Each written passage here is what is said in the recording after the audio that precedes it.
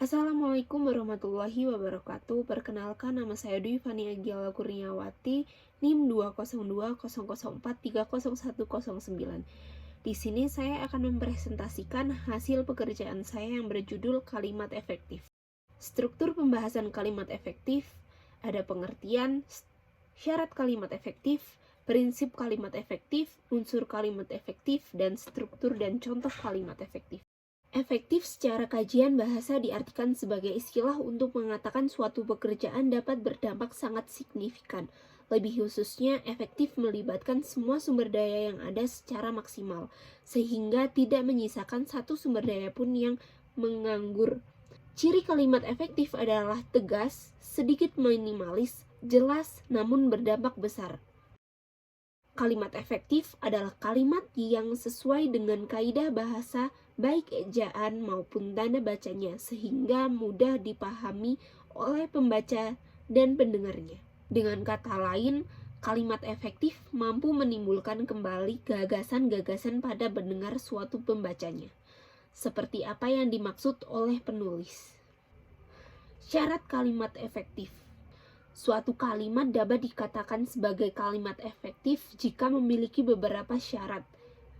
Kalimat efektif pada dasarnya memiliki 4 syarat utama, yaitu sudah sesuai dengan EYD, susunannya sistematis, tidak boros kata, dan tidak ambigu. Yang pertama, sesuai dengan EYD.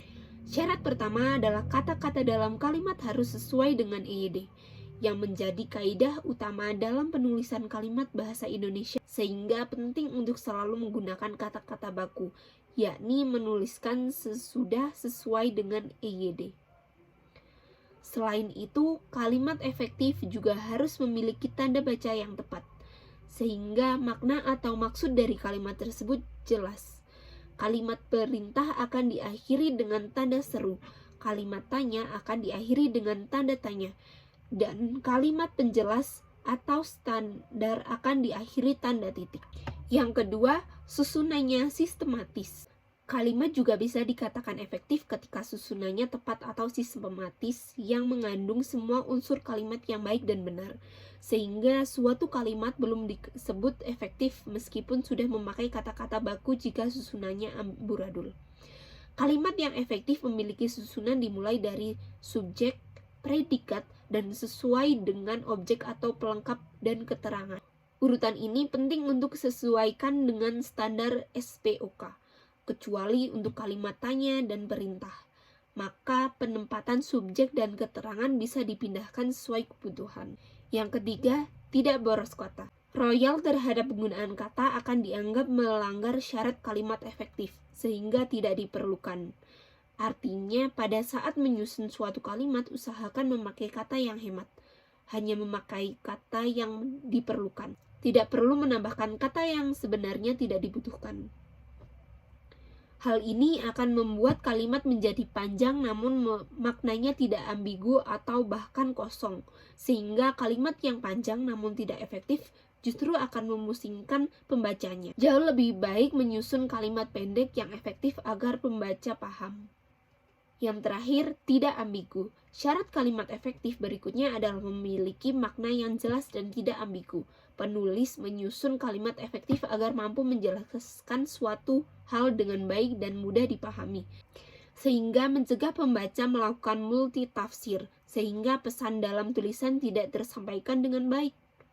Prinsip-prinsip kalimat efektif.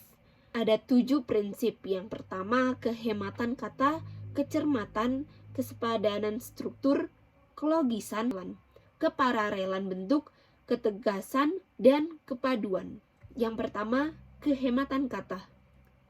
Kalimat efektif tidak menggunakan kata-kata frasa yang tidak perlu digunakan untuk menghindari pemborosan kata di dalam kalimat.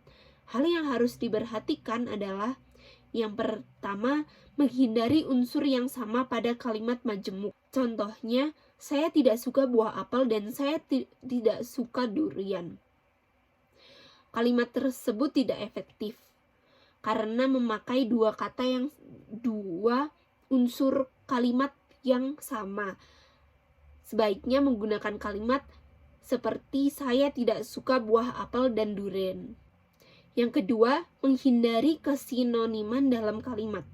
Contohnya, saya hanya memiliki 3 buah buku saja.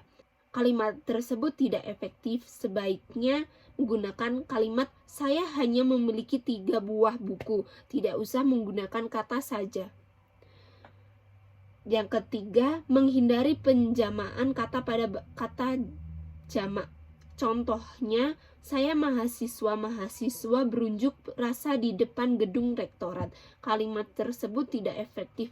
Sebaiknya menggunakan kalimat kata para mahasiswa berunjuk rasa di depan gedung rektorat. Cukup menggunakan 1 kata mahasiswa saja. Yang kedua, kecermatan. Yang dimaksud kecermatan adalah cermat dan tepat dalam memilih kata, sehingga tidak menimbulkan keracuan dan makna ganda. Contohnya, guru baru pergi ke ruang guru. Kalimat tersebut tidak efektif. Sebaiknya menggunakan kalimat guru yang baru pergi ke ruang guru. Lalu ada kesepadanan struktur. Kesepadanan struktur adalah keseimbangan antara gagasan atau pemikiran dengan struktur bahasa yang dipakai dalam kalimat. Kesepadanan dalam kalimat ini diperlihatkan dengan adanya kesatuan gagasan dan kesatuan pikiran. Ciri-ciri kalimat yang memiliki kesepadanan struktur yaitu yang pertama, memiliki subjek dan predikat yang jelas. Contohnya, bagi semua siswa kelas 2 harus mengikuti kegiatan studi tour.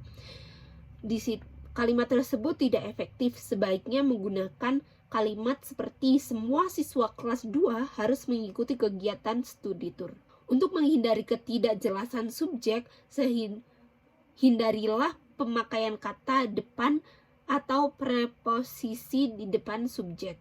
Selanjutnya, tidak memiliki subjek yang ganda di dalam kalimat tunggal. Contohnya, pembangunan jalan itu kami dibantu oleh semua warga desa.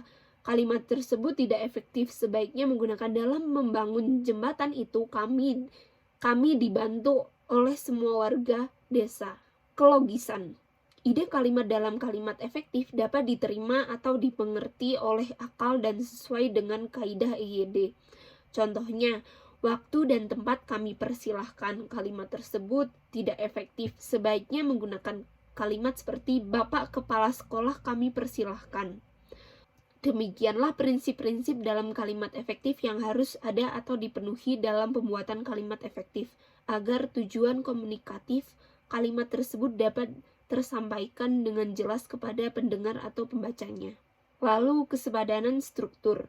Kalimat efektif memiliki kesamaan bentuk kata yang digunakan di dalam kalimat. Yang dimaksud dengan kesamaan bentuk kata adalah jika kata pertama berbentuk verba, maka kata selanjutnya berbentuk verba. Namun jika kata pertama berbentuk nomina, maka kata selanjutnya berbentuk nomina. Contohnya, langkah-langkah dalam menulis kalimat adalah memahami, mengetahui, dan mengaplikasikan definisi kalimat. Kalimat tersebut tidak efektif. Sebaiknya menggunakan kalimat langkah-langkah dalam menulis kalimat adalah memahami, mengetahui, dan mengaplikasikan definisi kalimat. Ketegasan. Kalimat efektif memberikan penegasan kepada ide pokoknya, sehingga ide pokoknya menonjol di dalam kalimat tersebut. Berikut cara memberikan penegasan kalimat efektif. Yang pertama, meletakkan kata kunci di awal kalimat.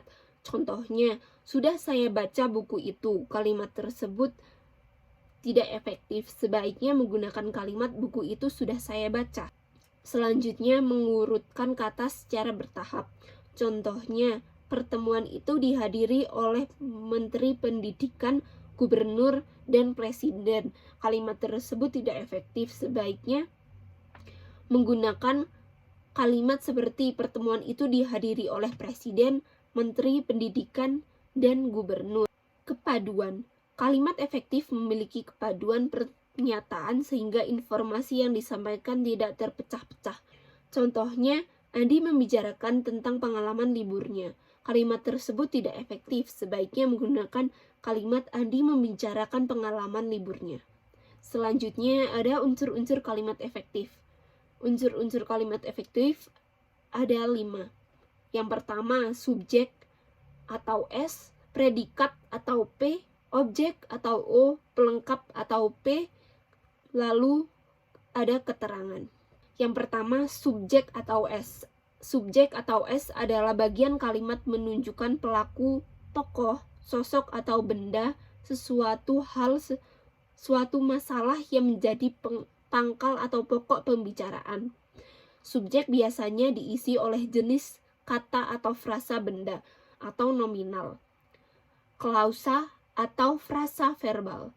Untuk lebih jelasnya, perhatikan contoh sebagai berikut. Ibu sedang menyapu dan kursi pegawai. Predikat atau P. Unsur kalimat selanjutnya adalah predikat atau P, yakni bagian kalimat yang memberitahu, melakukan atau tindakan apa atau dalam keadaan bagaimana subjek atau pelaku atau tokoh atau benda di dalam suatu kalimat. Predikat dapat juga berupa kata atau frasa. Sebagian besar berkelas verba atau adjektiva. Tetapi dapat juga numeralia, nomina atau frasa nominal. Perhatikan contoh berikut. Adik sedang tidur siang, putrinya cantik jelita, kota Jakarta dalam keadaan aman. Objek atau O. Sementara objek atau O adalah bagian kalimat yang melengkapi P.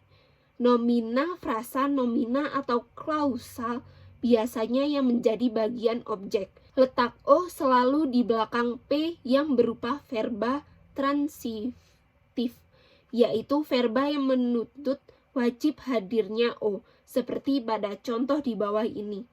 Intan menimang, dokter memeriksa, juru masak menggoreng. Verba transitif menimang, merancang, dan menggoreng pada contoh tersebut adalah P menunjukkan untuk dilengkapi. Unsur yang akan melengkapi P pada ketiga kalimat itulah yang dinamakan objek. Sementara objek dapat bersifat tidak diperlukan jika P diisi oleh verba intransitif. Pada format ini O tidak diperlukan. Contohnya seperti di bawah ini, verba transitif mandi, rusak, pulang yang menjadi P dalam contoh berikut tidak menuntut untuk dilengkapi.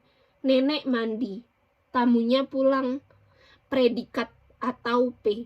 Unsur pelengkap pada kalimat efektif merupakan bagian kalimat yang melengkapi predikat. Biasanya berada di belakang predikat yang berupa verba. Namun posisi seperti itu juga ditempati oleh objek dan jenis kata yang mengisi pelengkap dan objek juga sama, yaitu dapat berupa nomina, frasa nominal, atau klausa. Unsur keterangan berarti menerangkan bagian kalimat lainnya. Unsur keterangan bisa berfungsi menerangkan subjek, predikat, objek, dan pelengkap. Posisinya bersifat bebas, dapat di awal, di tengah, atau di akhir kalimat. Keterangan dapat diisi oleh frasa nominal, frasa preposisional, adverbia, atau klausa. Struktur dan contoh kalimat efektif. Susunan kalimat juga diatur dengan ketat dalam bahasa Indonesia, kemudian mengenal rumus SPOK yang sudah diterangkan beberapa kali di atas. Rumus ini membangun struktur kalimat bahasa Indonesia yang baik dan benar sekaligus efektif. Susunannya kemudian meliputi semua unsur yang sudah dijelaskan di atas.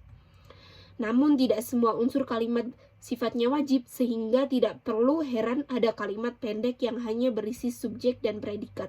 Misalnya, aku mencintaimu, ibu kelelahan, Anita memasak. Kalimat-kalimat pendek di atas tersusun atas subjek dan predikat dan sudah